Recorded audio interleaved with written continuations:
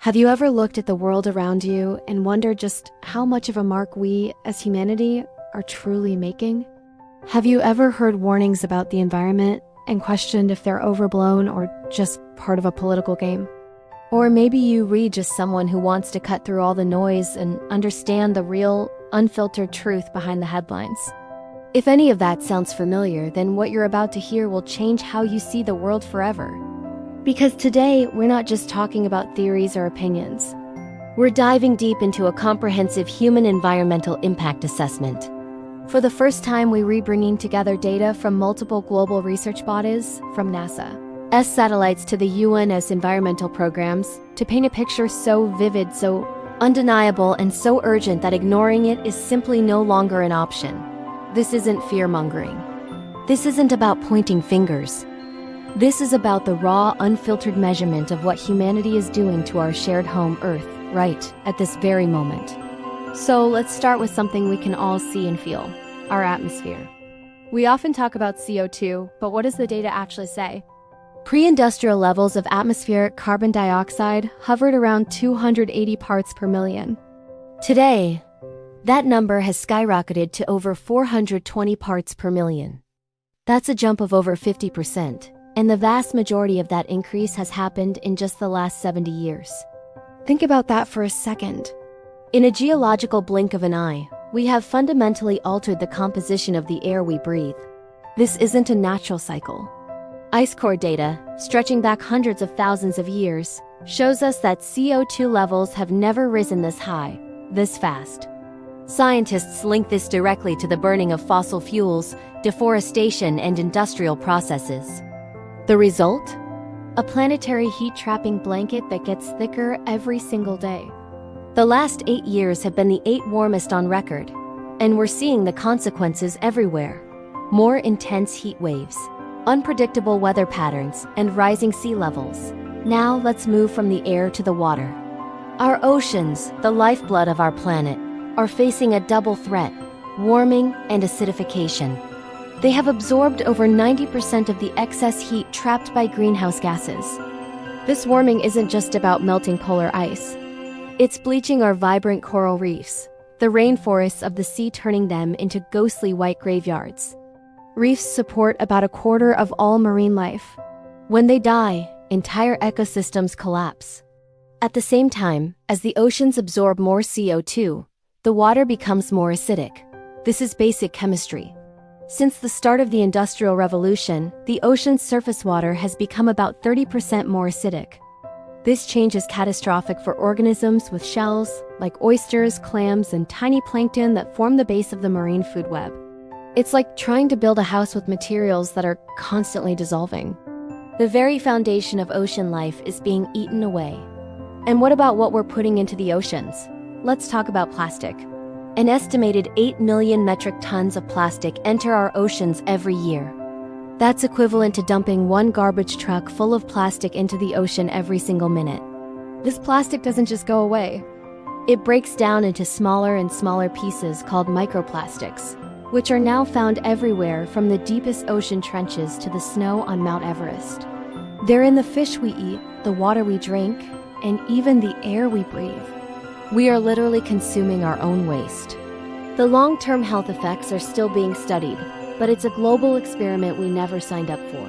Now let's step onto dry land. Forests are the lungs of our planet, absorbing carbon dioxide and producing the oxygen we need to survive. Yet, we are clearing them at an alarming rate. An area of forest the size of a football field is lost every single second. Most of this deforestation is driven by agriculture clearing land for cattle ranching and to grow crops like soy and palm oil. This isn't just a loss of trees. It's a loss of biodiversity. Earth is home to an estimated 8.7 million species, but we are pushing them towards extinction at a rate 1,000 to 10,000 times higher than the natural background rate. This is what scientists are calling the 6th mass extinction.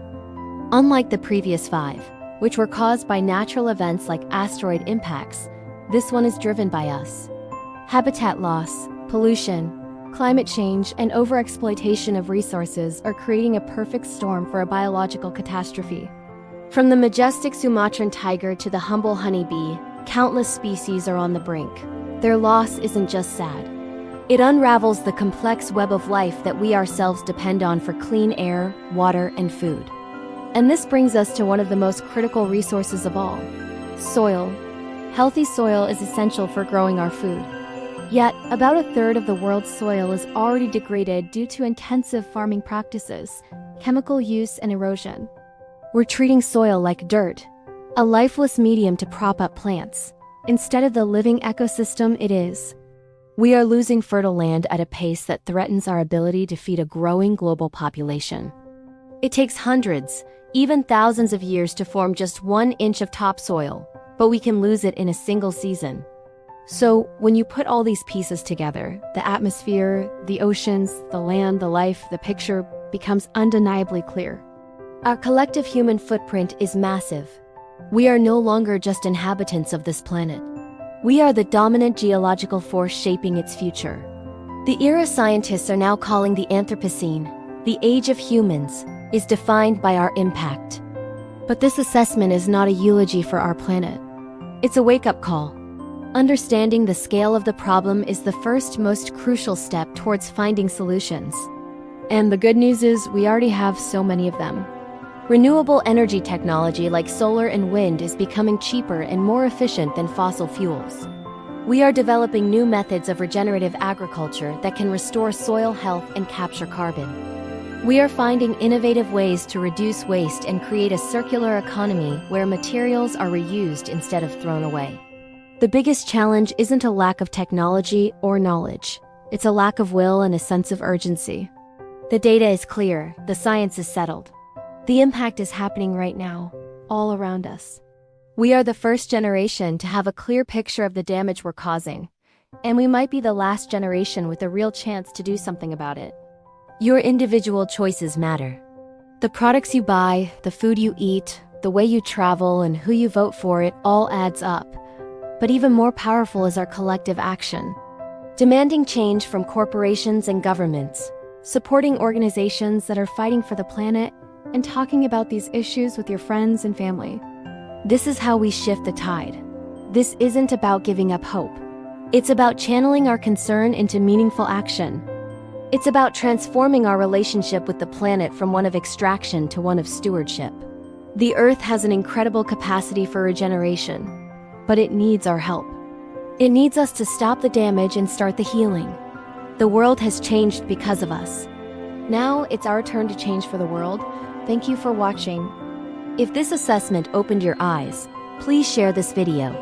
Let's get this information out to as many people as possible. Be sure to subscribe for more deep dives into the solutions that can help us build a better future.